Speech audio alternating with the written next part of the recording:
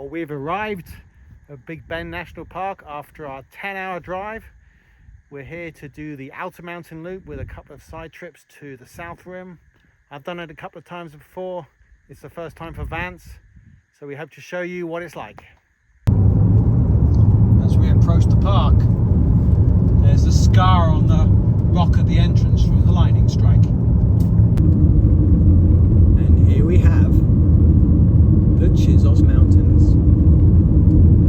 So Peter, tell me where we are right now. So we are currently at Panther Junction Park. Okay, and that's where we just did our pass. We've got our permits, we've got okay. everything ready.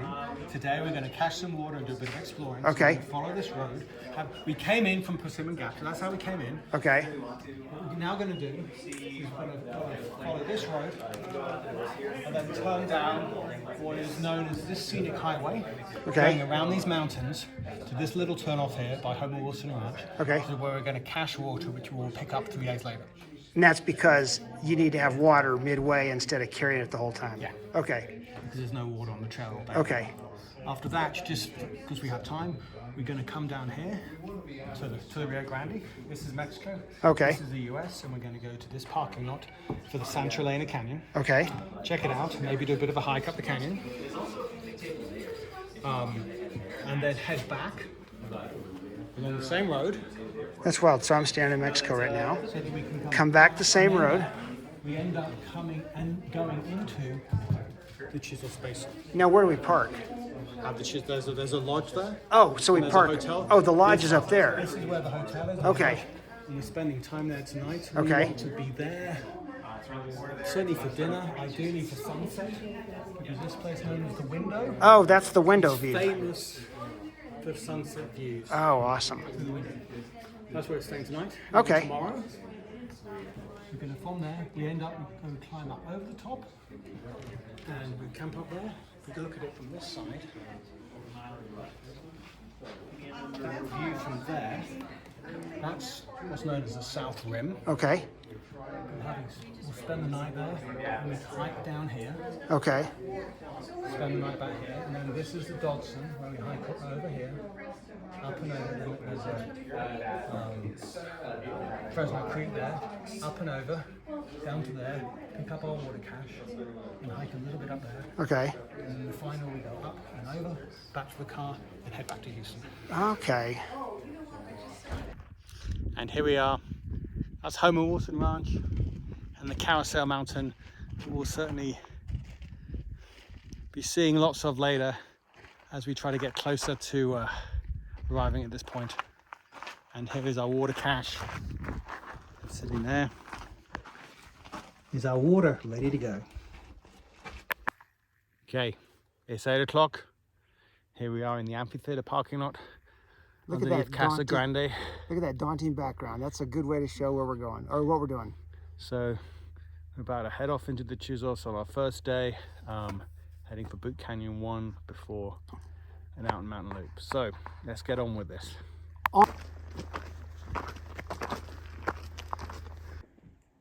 And the little deer is grazing just by the lodge. There you go. And here is the start of the loop, the start and end point. The fork, we're going to go left up Pinnacles, and in 3 days time we'll be coming back down Laguna Meadows. Okay, as we climb up away from the lodge, the path meanders and frequently get vistas like that of the Window as we head up towards the Chisos Plateau.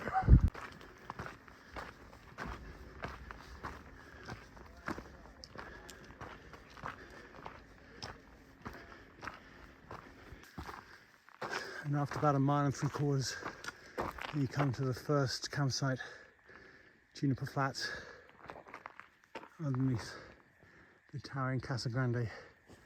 It's nearly 2 miles from the trailhead, so it can work as a first night's camping when you arrive after a long drive, if you can reserve this one. There are about 5 or 6 more further up, but it's still quite a hike up here from the bottom of the basin where we parked. This, as you can see, is Juniper Flats for a reason, and we've already seen the vegetation start changing as we climb higher up the mountain, and the different climate supports different vegetation and wildlife. We've arrived at the BM campsites. There's a warning about bears. They were being observed. If a bear approaches, group together and pick up children.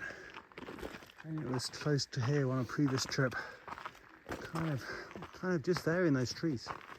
There was a mama bear with her cub playing, almost calling us to join them. We paused, took a photograph, and then kept moving. Hopefully we'll see something like that today. If you're sensible, there's nothing to be feared of the black bears. You just got to keep your distance and enjoy each other. There we have Casa Grande. If you look, you can see how the backside of it is flatter. I climbed the backside of that with Samuel a few years ago. It was a lot more difficult than we planned.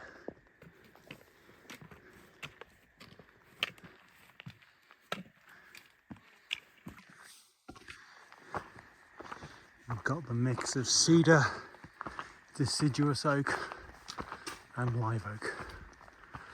Many of these trail maintenance logs, that's all native wood from previous falls like that one. A lot of this climb is at the bottom of these towering cliffs. And here we arrive at the fork in the road for the Pinnacles campsite. Hence, the Pinnacles.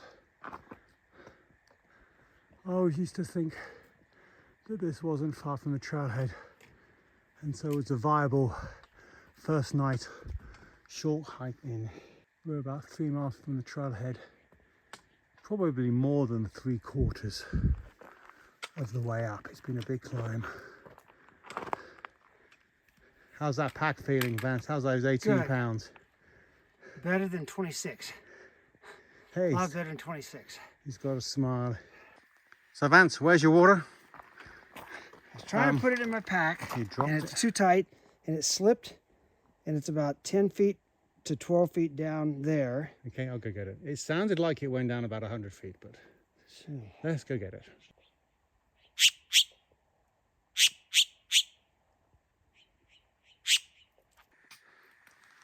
You can tell as we go up through this switchback the amount of effort that's gone into making this trail so beautiful. The trail itself is very well maintained. In these switchbacks there are signs saying don't cut the switchbacks, respect the trail and all the volunteers and the work they put into it, and don't cut those switchbacks. As we approach the top, we're still not there yet. Back down into the basin. If we zoom in, we can see that water container, the lodge, and the campground in the distance. We've walked a long way already. We're very happy we managed to get this high before the temperature really starts rising. I'm still blown away. We've climbed up, but this far away. This last stretch just seems to keep on going. Those peaks still seem a long way away. But as we pass higher, different vegetation layers, here we just have a carpet of fallen leaves at the base of that rock. Hardly any evergreens. As we plod on,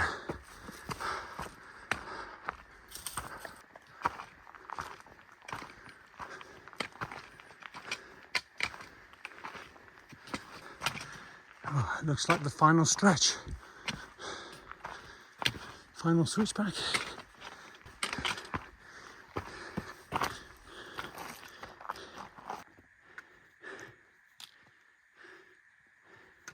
Last bend, Vance.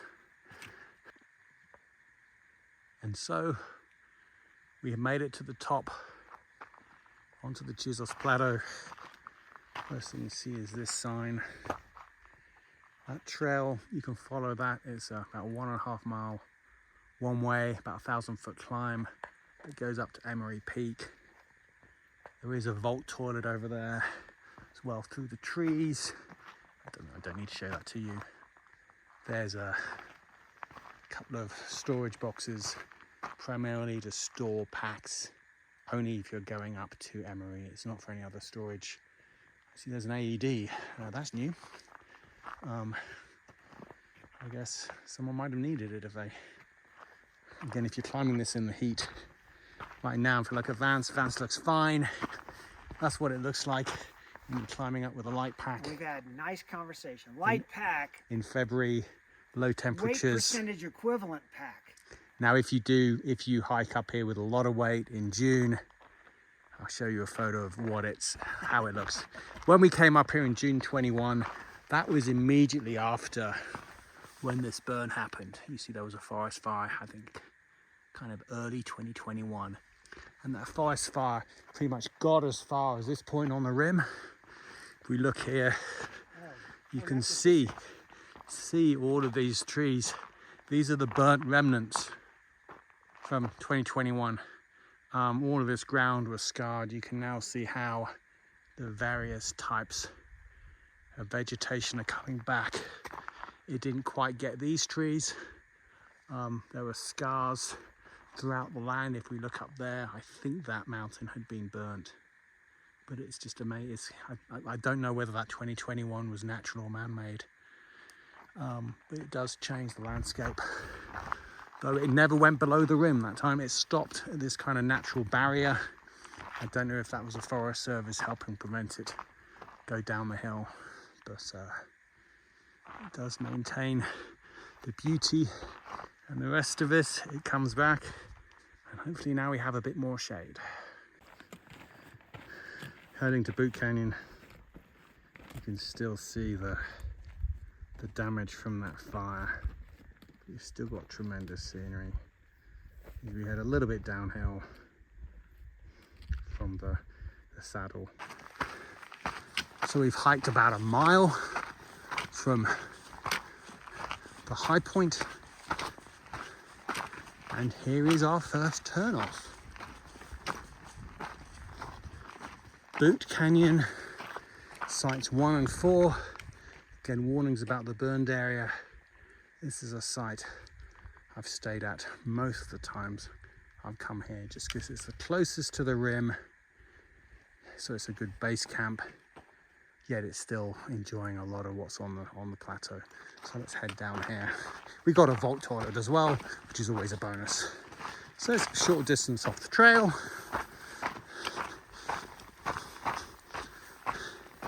A lot of these campsites are sometimes difficult to book. Bookable on recreation.gov, kind of $10 per booking. The trouble is you can't get that money refunded if you cancel, so there's no incentive to cancel, which is such a shame, because you'll always find people who've said there's no availability. But then you get there and basically most of the sites are unoccupied. So if you book a site, and by all means go ahead and book it speculatively, but if you book it and find you can't use it, cancel it as soon as you can. You've already lost the $10. You're just helping out a fellow adventurer.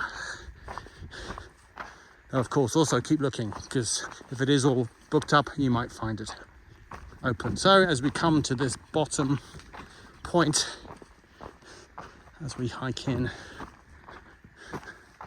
there's the lovely vault toilet, which is very close to that trail which goes down to Boot Canyon 2 to 4.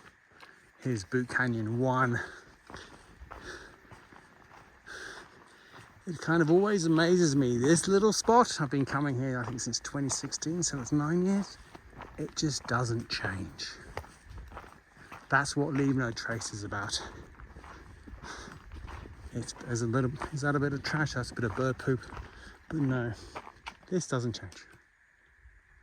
So, Mr. Vance, welcome to Boot Canyon 1. tent is set up. Now our mission, go and find some water. Fairly soon after the Boot Canyon campsites on the trail is what looks like a corral. And that's because it is. And there's even a bit of hay in there. So they still use mules on these trails. Two of their main purposes are, one, to help bring materials for when they're doing trail maintenance, and the second one is when they need to empty their vault toilets. The mule train carries the poop. We saw it once, it was quite funny, but I don't know how often they do it. It may only be once a year, so if you happen to see the poop mule train, you're lucky. Go a bit further down, also something that's not on the maps is what I can call, I guess, just the scientist's hut. I say that it's not on the maps, it's not bookable. I once actually met some scientists who were here working away. It might also be for people who are maintaining the trail. It's just this little hut. You can see the kind of, this probably is where some of the trail workers work as well. Probably beds in there. They have a water catchment system to help. They have a picnic table which we can also use. Tying up the horses. Yep, so when they've got their mules, or I mean, you might, I don't know if you can ride horses into the park. Maybe you can.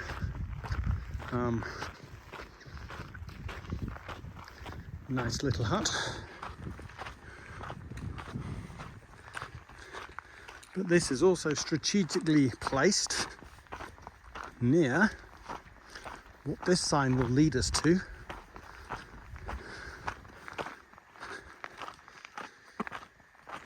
Which it says Boot Spring.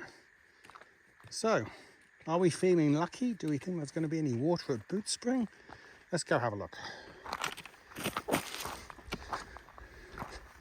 So Boot Spring is actually, there's a pipe that's been set up down there, coming out of the rock. It's a long way down. Got to navigate on this path, which is quite flat, and there's a steep climb way down there. I'm actually going to stop recording because I want to climb, and we'll see the pipe when we get down there. This is the infamous Boot Spring pipe. If we're kind of quite a ways down, if there is water flowing, basically it dribbles out of that pipe. Out of my 4 visits to this pipe, it's been flowing once. We saw at the visitor center that in the last year they've had 0.02 inches of rain in these mountains, so it really is a severe drought. Sometimes there's puddles down there. I've seen them before. Again, that's bone dry today. I've read there's possibly some puddles further downstream, so that's what we're going to go check out, see what we can find down there. I'm seeing quite a few birds, a bit of wildlife activity, might indicate there's some water. So let's go find out. I climbed quite a long way down the Boot Canyon dry riverbed. I'd heard a report of a puddle down there a few weeks ago. I either didn't go far enough because I couldn't find it, or she's dried up. Next option, puddles above the pipe. Okay, so we've walked up Boot Canyon past where the trail goes above the canyon. Before we found a couple of other viable puddles. That one certainly looks viable.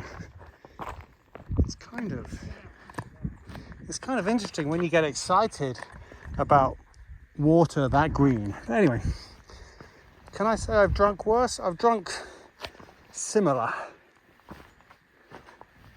You've got another puddle up there. That looks very viable. Scale, there's my foot. There's that puddle for scale. Vance looks like, that looks appetizing. What green? Let's filter some. If it's good enough for the deer, it's good enough for Vance and Peter. So we're using a Ziploc gather the water. Okay, trying to remove as much scum as possible. This really just shows how much water there is in here. Okay, there's a lot of water. A couple of scoops. I think 2 scoops is perfect. 3 was a little... You don't want to stir the stuff up at the bottom. And then we're going to put it in here. This device, I've used my buff. I've tied a knot in it. That's what we filtered before. So now let's try putting in. Put it over the edge. So this, why am I using the buff? This is to pre-filter. To pre-filter any of the stuff that might clog my filter.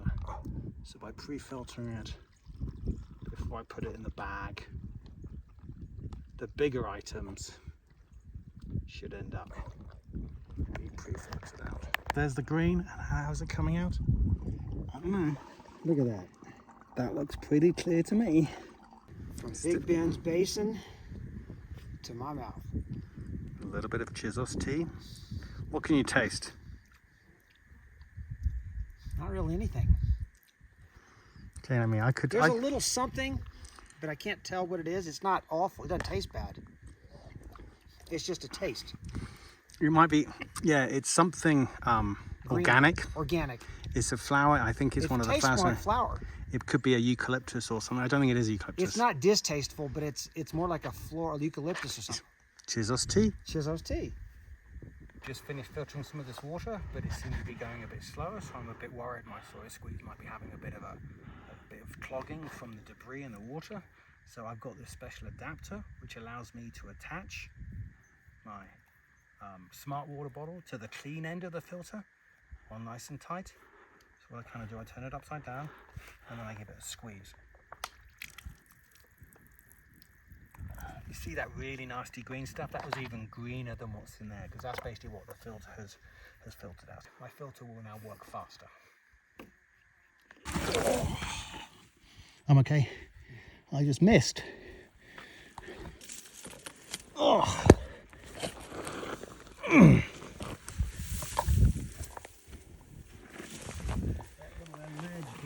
I missed. Oh wow. Oh, it did actually give way. Yeah. I managed to roll so I didn't break my arm. Hopefully my knee's fine. So we'd seen some warning signs earlier about the danger of some of the burned areas, and there's a heads up. And I know when you see a tree like that and there's many dead limbs, that's the sort of thing not to camp under, because that can fall on you. We've had our rest. Now we're off to make dinner on the south rim, and I'm sure it's going to be a fantastic sunset. Back at Boot Cabin, now that I've seen that sign, I know what it's called, and I see that's the profile of the rocks we saw down the valley. Cool. We're at the exit, the turn to the East Rim Trail. That's got some more great viewpoints on the north and south side of the East Rim. North side looks down on Juniper Valley that we'll be hiking tomorrow, but it's been quite a hike here, and to hike any further is closed right now because of the Falcon. But if we look back down the Boot Canyon Valley that we've been hiking up, and if we look up, you can kind of see in the distance that's Emery Peak. I arrive at the rim.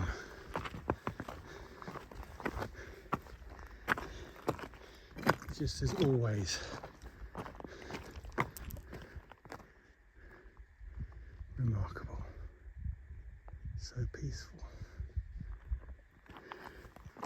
And now I'm going to capture Vance's first reactions.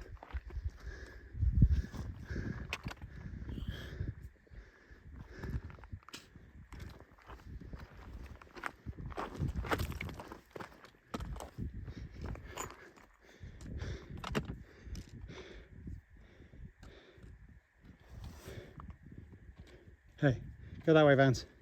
Yeah. Look, you're getting me when I look my worst. Thanks. Take a look. Is that it? Wow, look at that. Okay, thank you. That's better. Wow. Okay, appropriate reactions now. Now that looks amazing. You can see forever.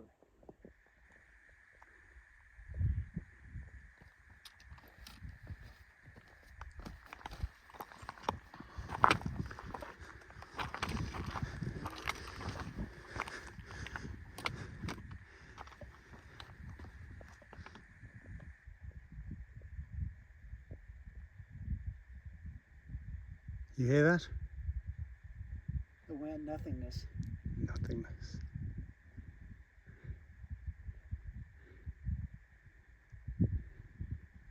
Tomorrow we'll be crossing that. And the day after. Tomorrow we start crossing. Tomorrow we'll probably end up about center of the camera there. That's the beginning of the Dodson. And then we hike through those mountains over to the right.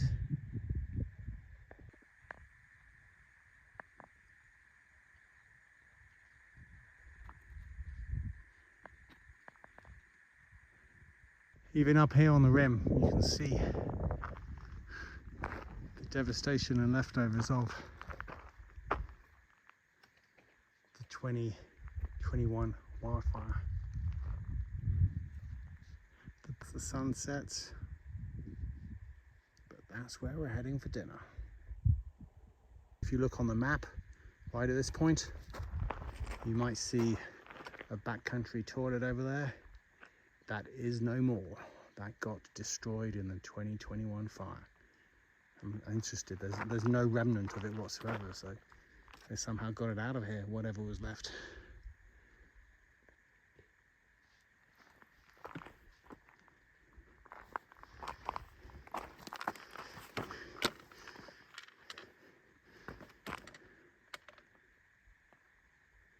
I don't like looking down. That's much better. Oh, Okay, Vance. So how'd you feel? I won't lie, I'm pretty beat. But Has it been a good day? it has been a good day, a really good day.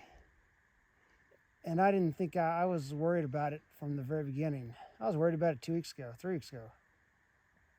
So Peter has pushed me.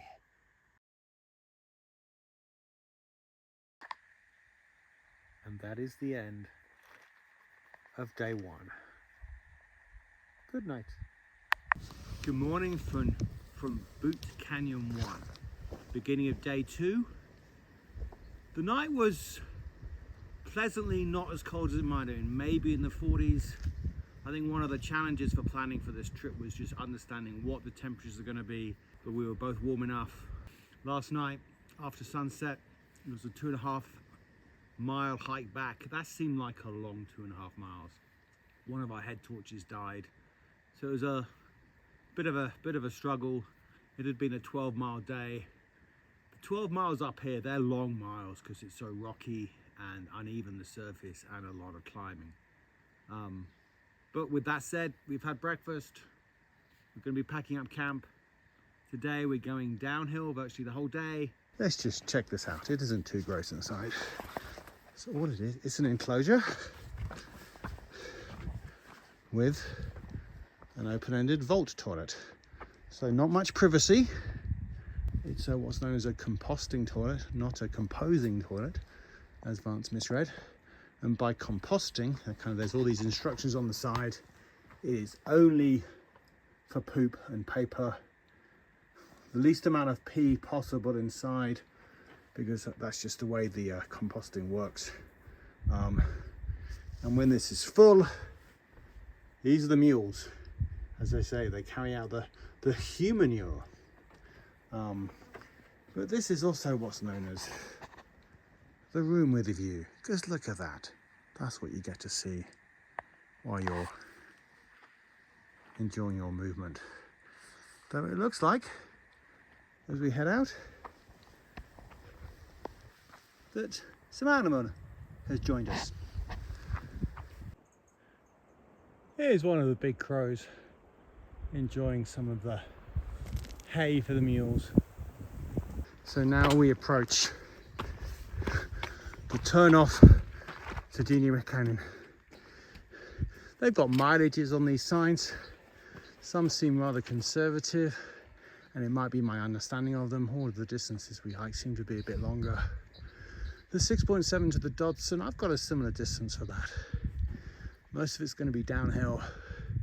But this for me is when our trip transitions from kind of the South Rim Trail, which includes a lot of the day hikers, into the Outer Mountain Loop. So as I said, we're going down. But hang on. First thing you then do is climb a couple of 100 feet. Yeah, we just got to go over a ridge just to warm you up, get that blood flowing, and then you're going down the other side. This little 200-foot climb out of Boot Canyon is probably one of the steepest climbs we've done so far on the trail. Great way to wake us up on day 2. And just a quick observation about these rocks. This is erosion control. As soon as you get a trail, there's the risk that when there's rain, the trail becomes a river and just gets more eroded. So you'll often see various constructions like this, basically to divert any water flow off the trail so that erosion is minimized.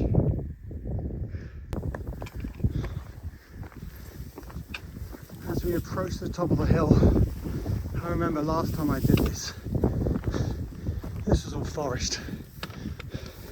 Now, after the 2021 fire, it's just all of these monuments to that fire, and how the lack of canopy creates all this grassland. The trail is barely visible.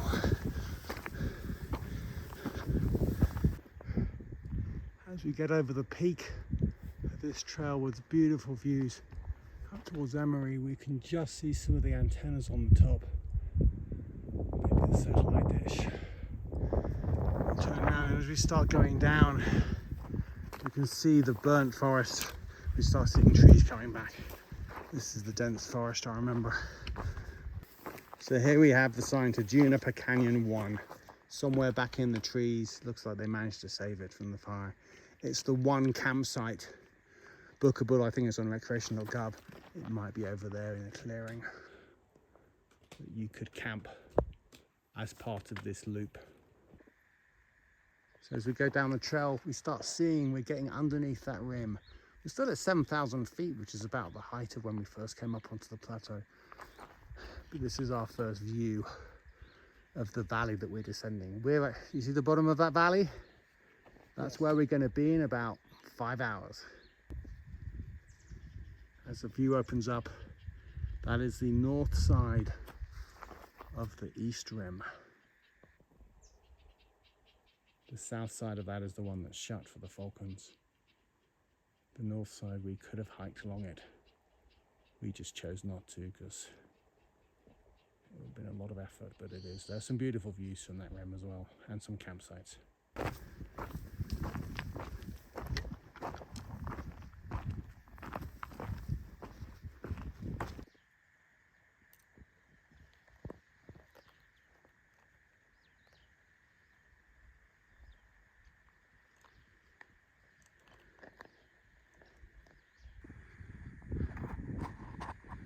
We've come down about 2.5 miles. It's been a rough 2.5 miles. We descended close to 2,000 feet. That valley we see coming down, that's the Juniper Canyon. That's the rim, the north side of the east rim. Quite amazing. And that's where we're going to end up, down there a bit later. Today's been great because we've been doing this. Kind of teased me with a little bit of this to start out, but actually I should say we've been doing this. And now I feel like I'm in the Sonoran Desert, and I'm kind of actually totally digging this. I like this. So a little bit of an up and over out of Juniper Canyon. But it's not long until we're immediately dropping down, say, back into Boot Canyon. So we spent a lot of time in the upper reaches of it. Here we are, heading towards.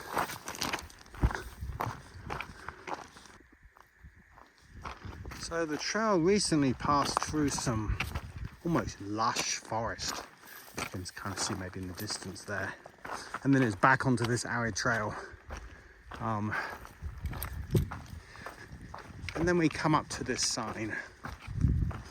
No camping here.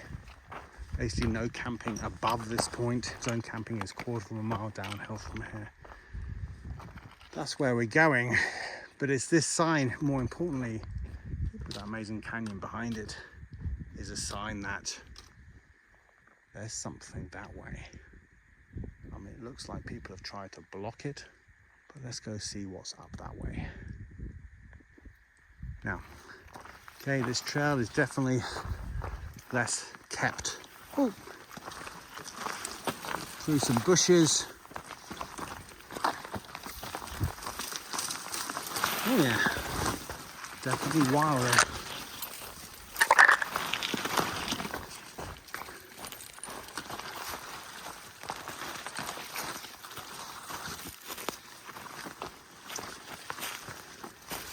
And then we come out into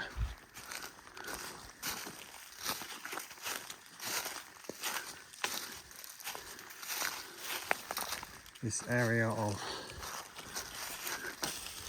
the leaves on the bottom. And you can see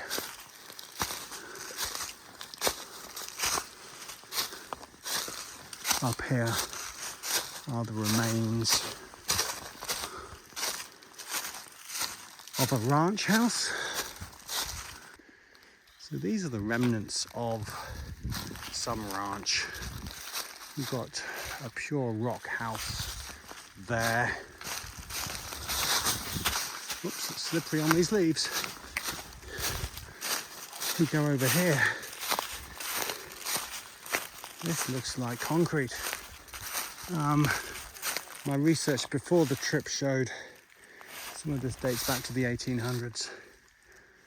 So here is Upper Juniper Spring. Looking at that, you can see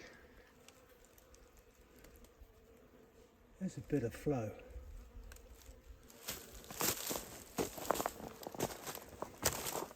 Bit of a dam and a puddle there that might be viable for gathering. It's coming out from under those rocks. There might be more above. We don't need to collect much, but as it's filling, we can probably fill from that. Back in here. See where Vance is down the trees there? This comes along right next to the ruins. There's a pipe. We've made it to Upper Juniper. 4 miles in. How'd you feel? I enjoyed going downhill, and I could start to feel a little bit on my toes, so tighten my laces, and you can see I'm airing out my socks and my shoes and my feet. Make sure they get some good air. I love these leaves. It's amazing how you got. I And mean, the so temperature many. feels so good in the shade of these trees. The shade, I think that I did find the little spring up there. Again, presence of water makes it cooler. It's so fascinating to think people used to live here. They certainly wanted to be remote. Okay, so we cleared the leaves from our puddle. If you notice, there's a lot of bees, so we think there's a bee colony. But that's now okay. It's not pond scum. My guess is that's just kind of decomposited leaves. But we've got the pre-filter again. There's the water. Gonna pour it in.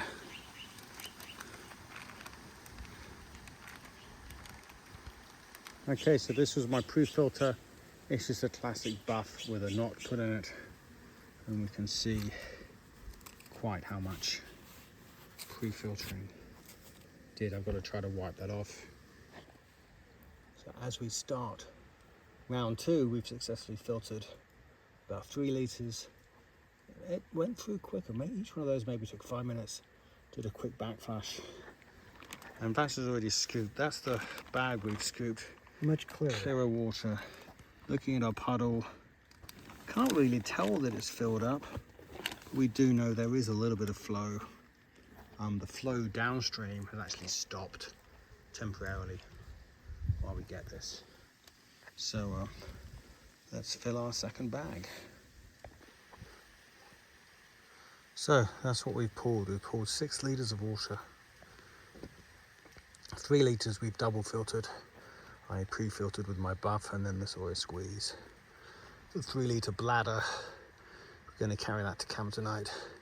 That is 3 litres of buff filtered water. Looking at our puddle, it was getting more difficult to pull water out. For the second batch, the first bag was almost clean. I think we can see the tide mark there. If we look a bit closer on the far side, it's down a little over an inch. As we can see the water flowing from there, it is refilling, but probably less than how we're pulling. We pulled 6 litres in probably 30 minutes, and so it's not filling at that speed, but it's slowly filling. Thank you, Upper Juniper Spring. We will be on our way so that you and your bees can enjoy your time without us. Okay, thank you Juniper Spring, Upper Juniper Spring. We filtered and grabbed 6 litres of water. My pack is 7 pounds heavier. Thank you very much. And onward to the Dodson, here we go. Let's go. Thank you Spring.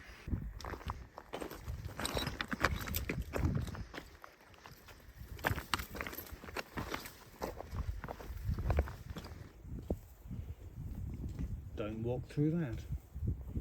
The environment changes quite a lot. I think it starts leveling out. We're still going downhill, but the path doesn't have so many big rocks. We've got more cacti. It's more overgrown. Oh, look at those spikes. Ow.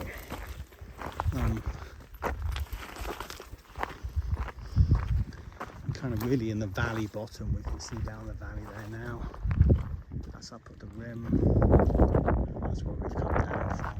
As you walk through these spikes, this is when I'm glad I'm wearing long pants and not shorts. But as we hike along this section under this rim, there's a few pre-made viable campsites that have already been cleared.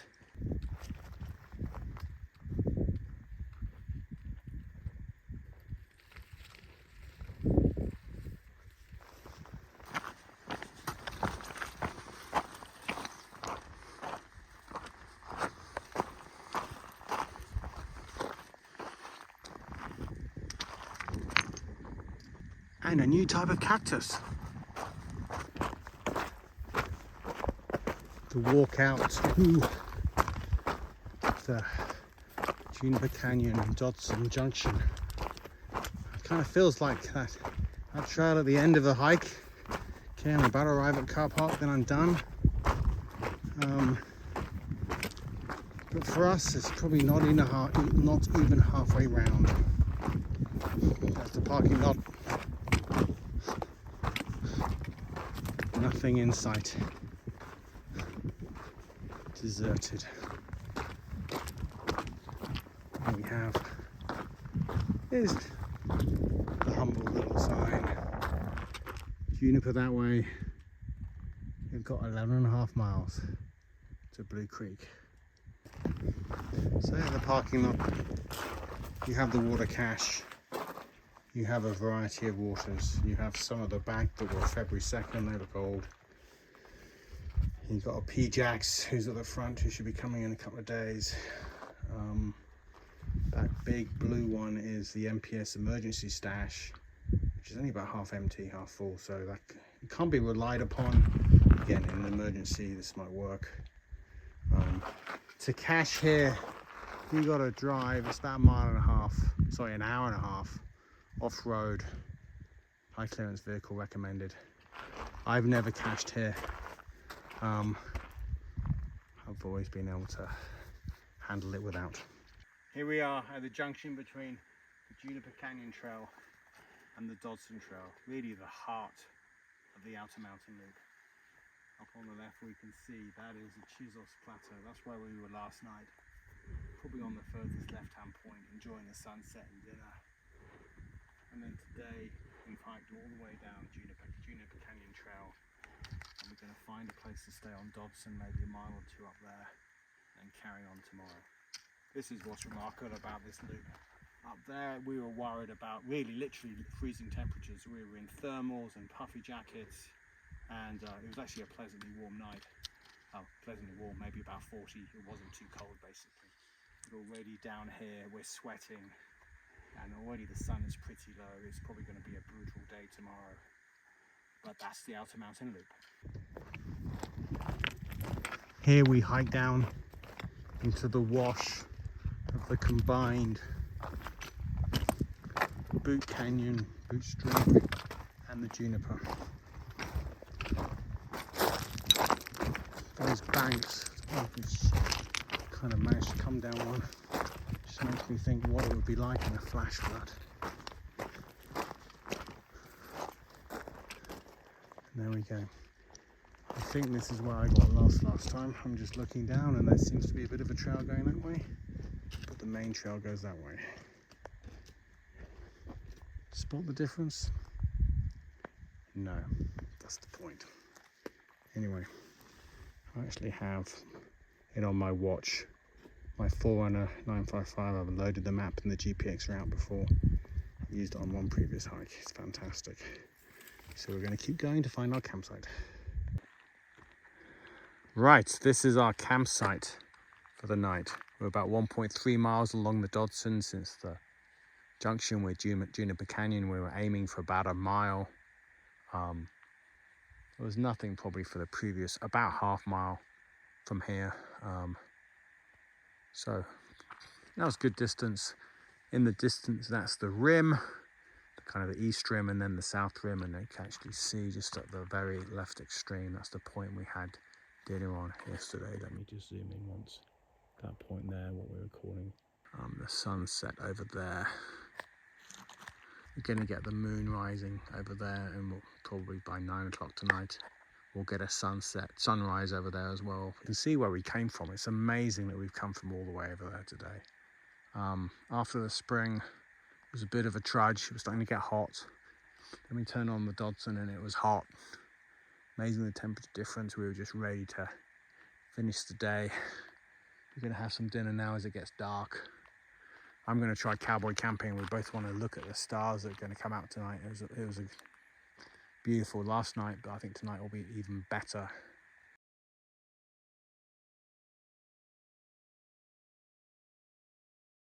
So today is our day 3 beginning on the Dodson. This was our campsite, nice and clear. It was quite a fantastic night with a completely clear sky. The stars were amazing. And then the moon came out. The sun is behind me. And you can see just on that ridge, the remnants of the moon. That's where we're going. It's about 2 days past full. It actually reminded me that full moon, it was so visible we could see so much down here. And that was one of the driving forces behind the choice of D-Day. 6th of June 1944 was kind of around a full moon, which was very important for those landings. It's actually an important day for this park as well. This whole area from about the 30s had been a Texas state park, and some of the CCC had done some of the work in the park. But as the country was struggling in World War II, as a kind of a pick-me-up, the state of Texas gifted Big Bend to the nation. And it was actually on the 6th of June 1944 that the Texas governor handed over the deeds to the president. And 1 week later, this was designated a national park. And it's still here, pretty much probably the way it was, wow, over 80 years ago. But for today, just as that moon dips behind the mountain, today is the day on the Dodson. The sun is up, the temperature's rising. It's time for us to get walking.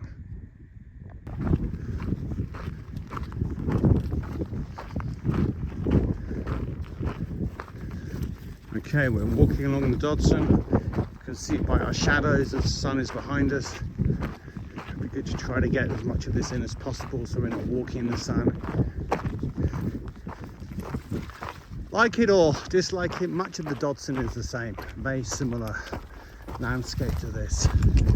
Kind of different parts of the rim towering above you, so I won't be shooting as much video of this really because it's the same, but it doesn't detract from it. The 10-mile Dodson is an experience rather than a bunch of different viewpoints like on the Chisos. There are a couple of historical sites and springs on the way which we'll show you, but other than that we're just going to keep on trekking. This is an example of one of the many washes we walk through. The trail is marked by rock piles. There's some fascinating rock formations, both above and below where we cross. We're currently still in the shade. Rock piles to signify going in and out of these washes are useful.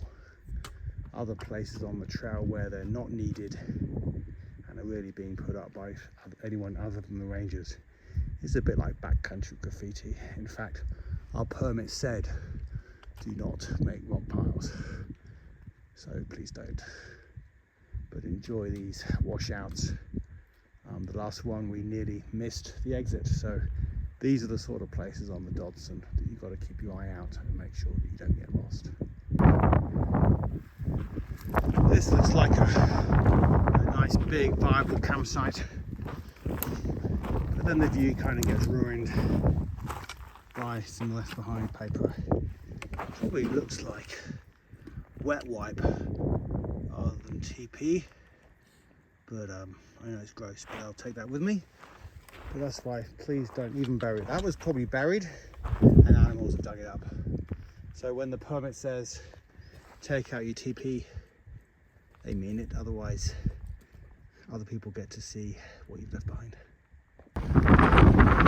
Oh, that's windy. So we're about 3.5 miles along the Dodson. It's been a lot of up and down into the washes.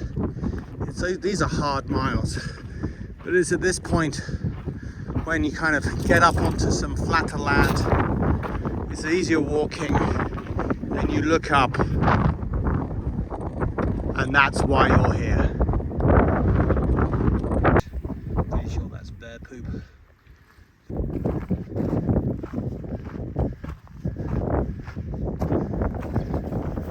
So this, I believe, is where we find the Dodson Ranch.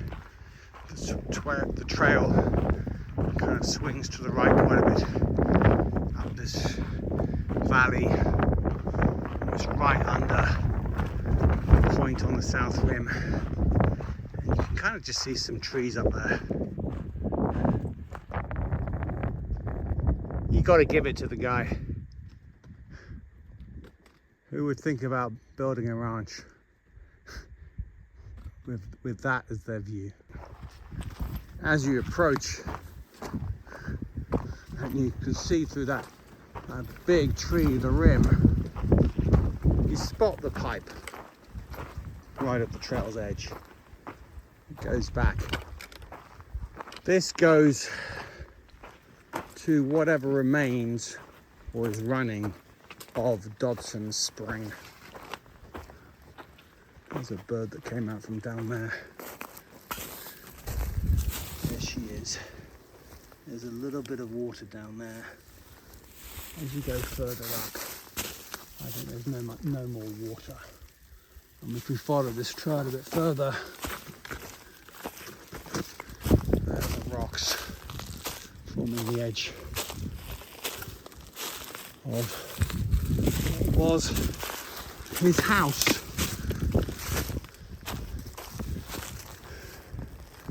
Looks like some form of a window, some of the wooden pillars.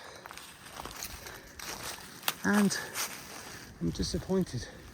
There used to be the remains of a double bed, but that's gone. There's a bit of it, the trash. Now, records suggest This was actually built quite late in 1937. Probably abandoned 44, 45. As Vance had said earlier, while Dodson was amazing, it's whether he brought a wife up here. I think the previous evidence I found of a bed supports that. Okay, Vance, the other historian, it seems. So tell me what you see. Okay, so this was, you see the perimeter wall along here, and there's the corner post, and you can see that they have a V at the top where a cross member went across, and you can see that this one even has a bit of a V where it probably went out a little bit. So that was probably the height, and then it probably pitched down because it looks like you would need to run off water. Well, yeah, water catchment. So you got that spring though, so the spring might have kept him alive. But the middle ones are taller than the side ones, and I don't think that's just decay. Yeah, good point. I mean, there you can see there would have been more of a wall there. But that was a pretty good size. We might well have come in through the door. Come in through the door. And you can see even in that wall, fantastic. There's a cactus growing out of the wall. And these boards, if you seem to look at the nails that they had. Now they had nails. There's a lot of nails. You never know if someone redid it in the 20s or 30s or 40s. So I think this was, evidence said this was built like in the 30s. Oh, okay. So it might not be that old. There's Okay. no evidence of that concrete or cement that we saw in other places. Yeah. It's just rock. I don't know what that means. We were discussing how the concrete might be evidence of Mexican adobe type architecture, and this was just your classic Texan rancher.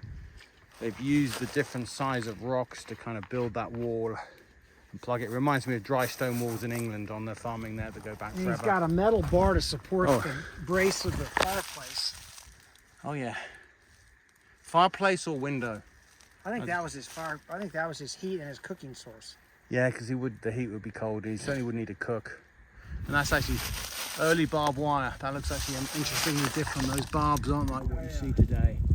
I'll get that focus. There we go. Behind that first ruin, there's this huge prickly pear underneath the rim. But then something I didn't find last time. There's another cabin, or the remains of another cabin back here. This is a window that you're standing in front of. Standing in front of what was the window, you can see some of the wooden lintels. Different style. This seems, well, you can see the two different layers of rock. I don't know whether it collapsed and someone tried to rebuild it. Not less use of wood, it seems. Still fascinating.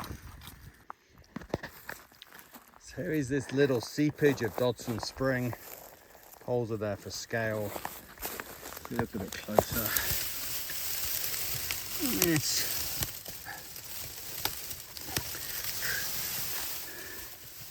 could probably get a litre or two out of that. It probably refills. It probably is a live spring. It smells fine. I'll be happy to filter that, but we're very close to Fresno Creek, where there's also known to be water, and that's what I'm aiming for. This is where my navigation skills are getting challenged. I thought when I was planning, Fresno Creek was really close to that ranch. We probably walked, I don't know if it's a mile yet.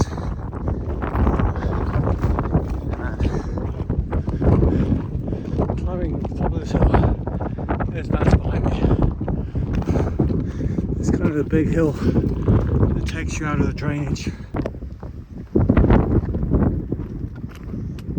We're up and over into this drainage. You can see some of the trees as I look down there. You know you're here when you see the big cliffs.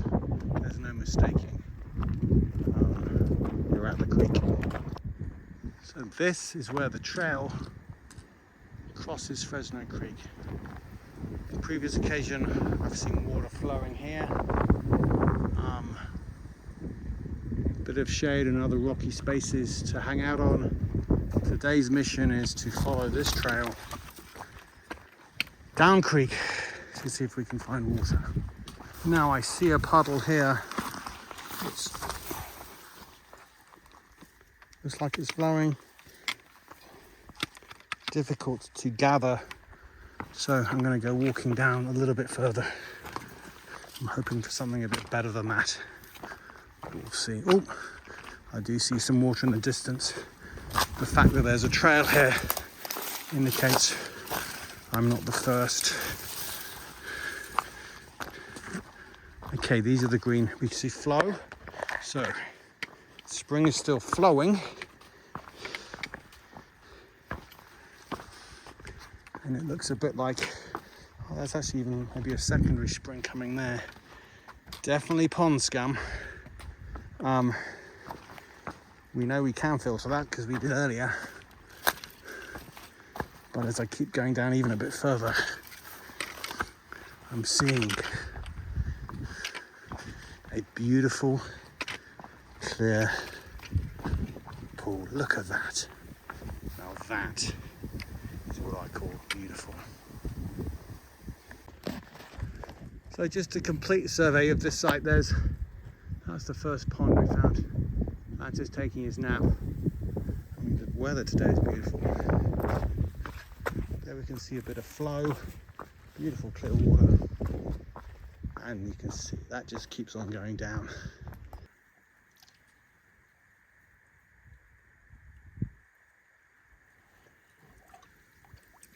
Also trying how you don't actually want to contaminate this water, so by not standing in it, it's a good job. You certainly wouldn't want to bathe in this.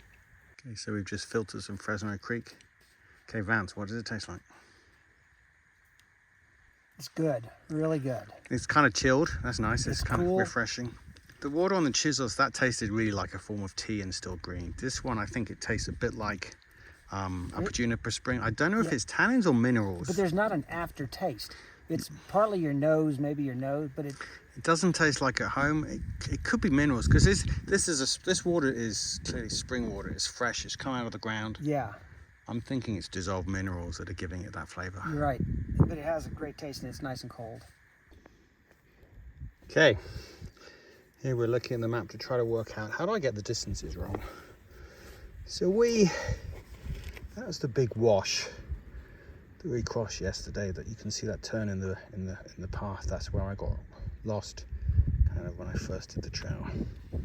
Then we came along. Like probably 2 miles in, so from there 1 mile, probably 2 miles to about there. That's probably where we stayed last night. I estimated then Dodson spring at 3.5.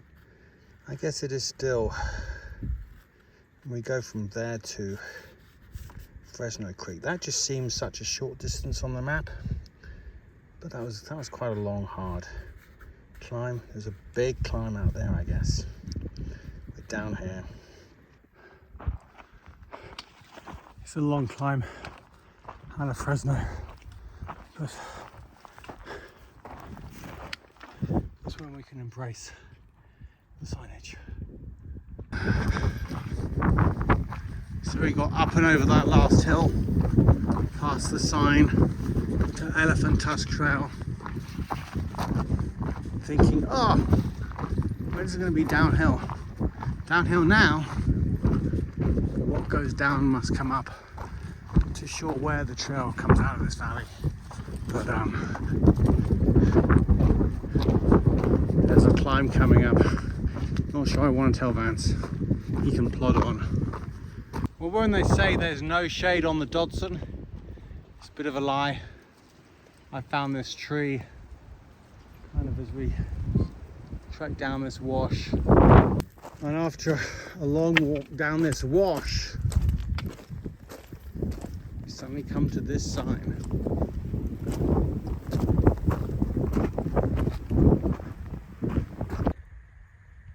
Okay, Vance, tell me about your leg. Well, I was messing with my hat, my floppy hat. It was in my face, and I'm getting it out of my way. And I'm like, you need to pay attention. And then, whoop, slipped on a little bit of an incline and came down with this leg and my finger, but Oh yeah. but not nothing that's going to keep me from continuing. The short version is, you fell over. Fell over. He's coming to the top of the last hill. He's going to see something familiar soon. No, he's not. If we look down, see that's the familiarity. That's Carousel Mountain. That's kind of where we started.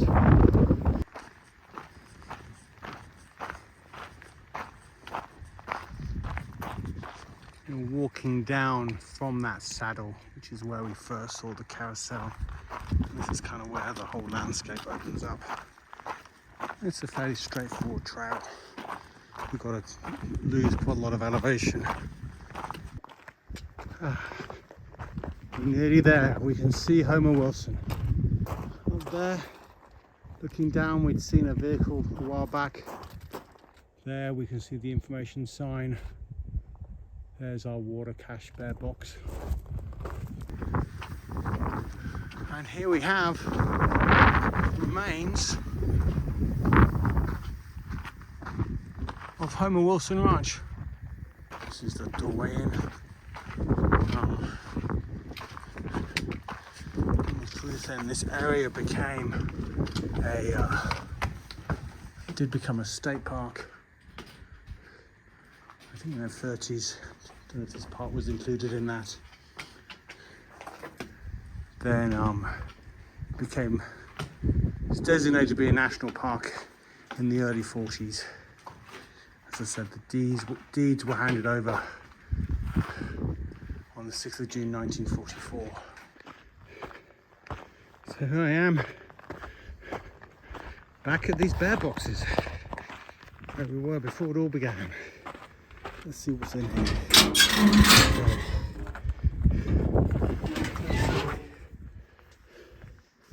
So those are our two. That's Mr. P. Jack's 216. He had the 2 gallons at the other end of the Dodson. So he must be one day behind us, is my guess. Oh, and it's been ticked. So there's my water. Looks like someone, probably a ranger, has checked it. Didn't see those markings on the other end of the Dodson water caches. And there's the view. Just saw one other person caching some water here. The first stretch up Blue Creek Canyon is in this wash, which is a bit soft. So it's just like, it's quite a slog. I've certainly got the attitude though, any walking we do today means we don't have to do it tomorrow. And we're both happy about that. The trail follows the wash, but then with a fairly unsubtle line of stones, it takes us up here, where you might start noticing something like that, some of the blue rocks. They're scattered all over, hence Blue Creek Canyon. Well, good morning. It's day 4. This was our campground from last night. We hiked about 1.5 miles up Homer Wilson. After a short distance, stood in the wash past these beautiful rock formations. There's no mistaking those rock piles. There's a nice little line of rock saying, go this way. What a beautiful prickly pear cactus. I won't tell Vance, but that's where we're going. And approaching is the trail mule. Head down. You can smell the barn. Ready to get back to the car. And he's happy, look at that. Doing good. And approaching me is what looks like a trail mule. Head down. The barn, I can smell the barn. I can smell the barn. So you can see there's a pretty good campsite over there. We still haven't got to the pipe. It looks daunting up ahead, but the trail follows that valley. One advantage of the cold night is the chocolate has re-solidified. Okay, just got to the point where much denser vegetation is suggestive of some water. We're into the sunshine, and then I think there's quite a few more. My first sight of the pipe. So water was piped down the hill from here. I've got just over 2 miles from last night, so that's about 3.5 from Homer Wilson. So who knows if there was a pipe from a spring from up here all the way down to Homer Wilson. After passing lots of evidence of that pipe in similar terrain to this, we finally come to these remains. Not sure what it was. Vance suggested the water trough that might make sense. Amazing scenery around here. This is, by my watch, 4 miles from Homer Wilson, about 1,000 feet of climb. So, not sure where I am, and while I have the map on my watch, I didn't download it to All Trails for this trip, but I do still have my paper map as my backup. So just looking at the map, before I came was thinking that this is by Cedar Spring. I sense we're further up, but I don't know if we are. That I'd measured by the map was 2 miles. We've gone 4 miles, which would put us closer to there. I don't know, there's a spring there. But what I do know, even though there's evidence that there has been water here in the past, I've not heard of anyone finding any water up here. So don't get your hopes up about that. Regarding camping, I'd say there have been viable sites all the way up to this point. We've climbed up above what I now call the water trough. We saw the pipe go off trail to the left, and those trees are an indication of something, some water. Who knows where that spring was. I suspect that trough maybe was built on the highest point on the trail that was flat and close enough to where the spring was, with the pipe going off to the spring. Still got these beautiful mountains around. We've certainly made some elevation. So I was saddled this summer up here. What I was pleased to see where Vance is standing. That's actually a viable campsite. A bit small, a bit slopey, but it could do in a pinch. We haven't seen the zone camping sign yet, so that's still within the permit. And that's just above the water trough. It's a long climb up Blue Creek Canyon, but look at that view behind me. You can see the greenness of the valley, and in the distance you might be able to make out the Santa Elena Canyon. See, I've got about a mile to the top. There's one switchback. There she gives our elevation profile. And there's the sign.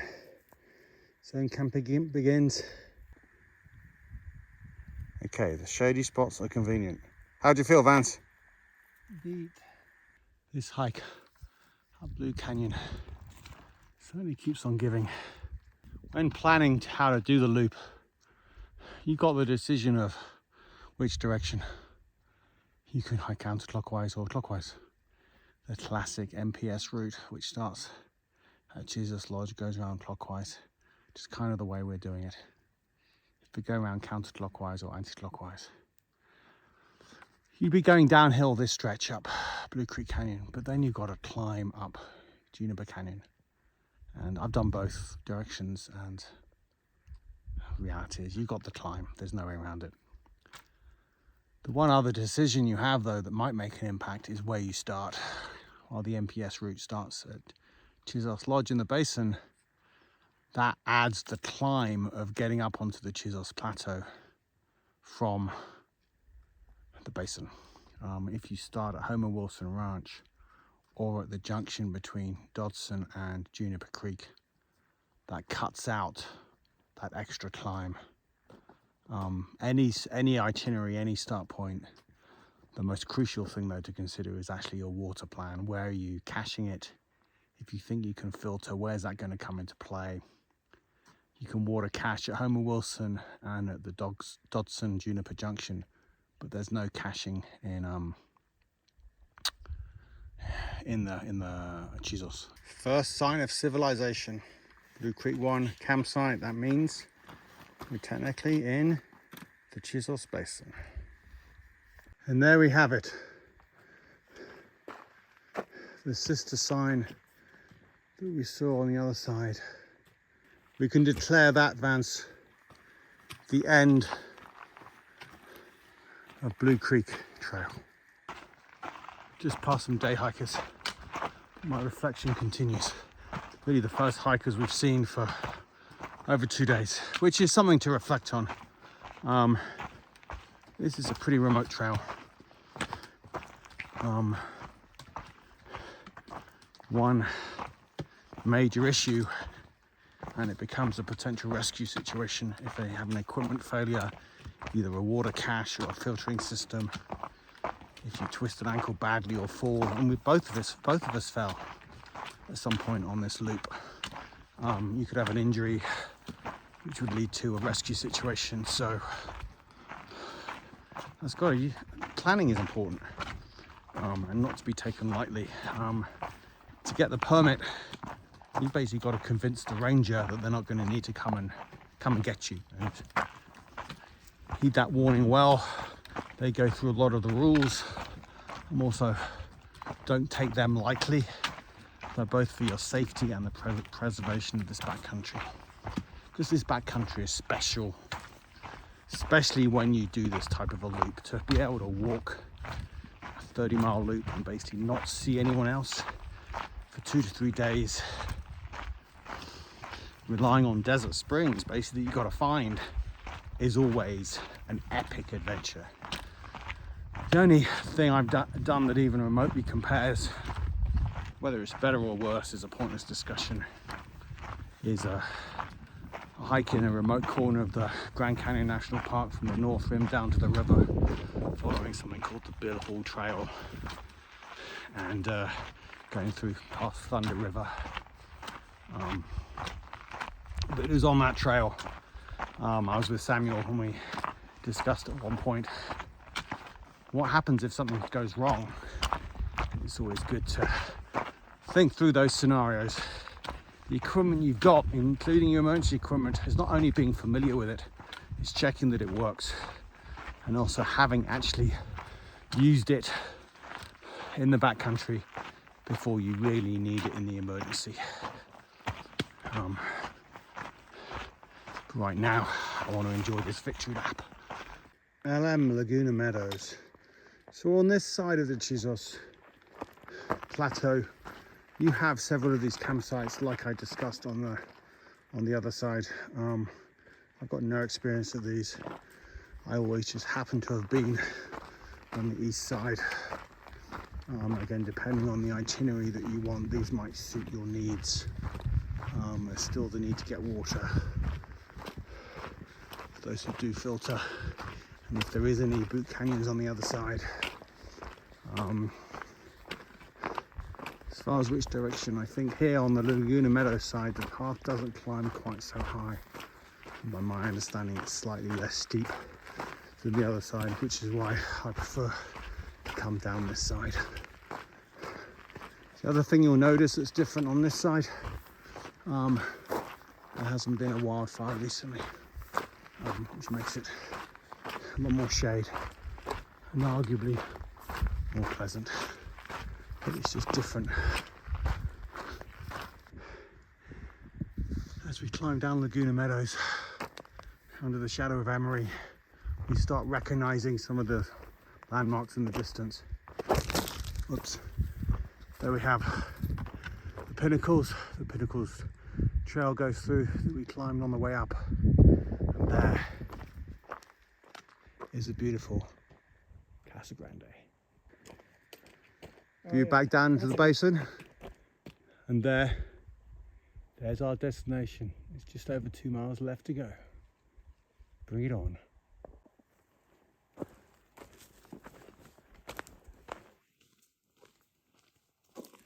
Hello. continue to pass down, we go back through this layer of the deciduous trees we did on the way up. There's a certain gait you have when your legs are basically shot, and I recognize that in the way Vance is walking. The last mile and a half just keeps on going. Those legs are just saying, just get me home. And there we have the primo place to stay. I think it's room 103. Are we there yet? Nearly. Hang in there. And Mr. Collins, this is where we stood 4 days ago. Yay! Coming down those steps at the end of that half-mile trail from the main lodge down to the amphitheater parking lot. That's some of the longest half-mile you've ever walked. And then you see the concrete trail.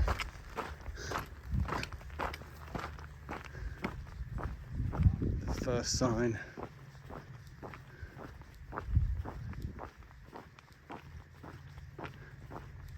And wow, a very full car park.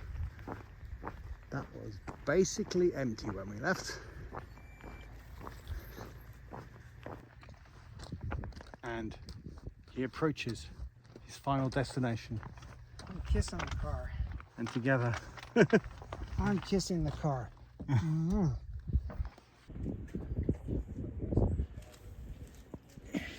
Beep beep. We're just on our way home, having completed the Outer Mountain Loop in Big Bend, and I'm bringing you this video to provide you some insight into just 1% of our time in the backcountry. A big purpose of this video is for our own memory and to remember what we did, but it's also to help others who are trying to plan and consider doing an Outer Mountain Loop. Certainly that planning and preparation is essential for attempting it. I've done it 3 times now. I've done it with my 13-year-old son a long time ago. Just completed it with my 63-year-old friend here. So with the proper planning and preparation, really anyone can complete it. But equally so, with insufficient planning and preparation, is going to lead to most likely failure, and in some cases rescue, because it's so remote. So with that in mind, this is dedicated to those who are planning and preparing